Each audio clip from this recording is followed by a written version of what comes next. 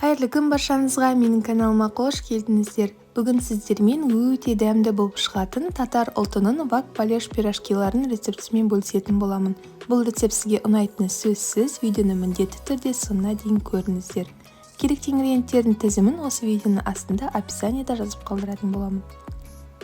Ең алдымен ыдысымызға айранымызды құямыз. Ас содасын саламыз. Тұз қосамыз.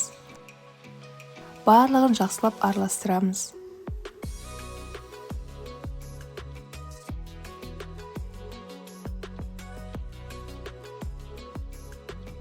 Бөлме температурасындағы жұмсақ сары майымызды саламыз.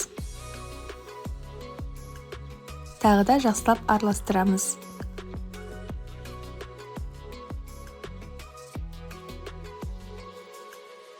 Електен өткізілген ұнымызды аз